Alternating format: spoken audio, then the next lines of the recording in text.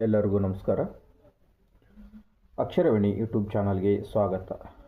ನಾನು ನಿಮ್ಮ ಪ್ರೀತಿಯ ಲಿಂಗರಾಜ್ ಎಂ ಮಾಯಾಚಾರಿ, ಹವ್ಯಾಸಿ ಬರಹಗಾರ ಗುಡು.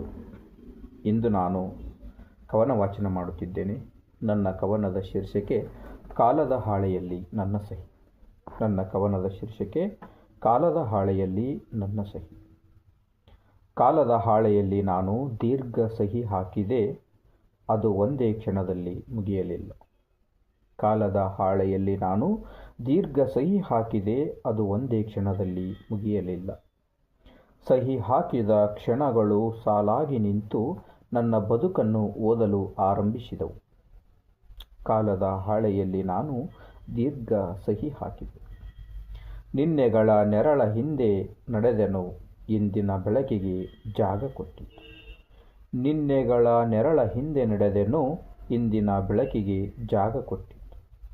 ಮೌನದ ಅಕ್ಷರಗಳು ನಿಧಾನವಾಗಿ ಅರ್ಥದ ಧ್ವನಿಯಾಗಿ ಬದಲಾಯಿತು.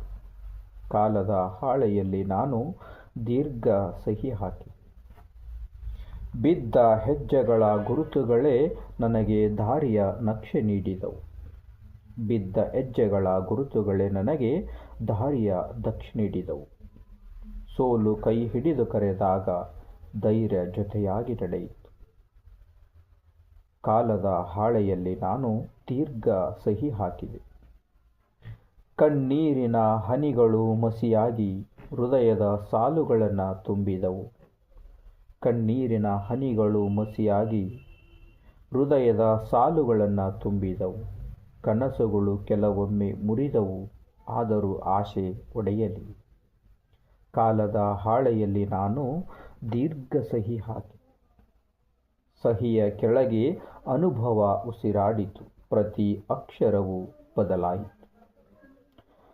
ಸಹಿಯ ಕೆಳಗೆ ಅನುಭವ ಉಸಿರಾಡಿತು, ಪ್ರತಿ ಅಕ್ಷರವೂ ಬದುಕಾಯಿತು.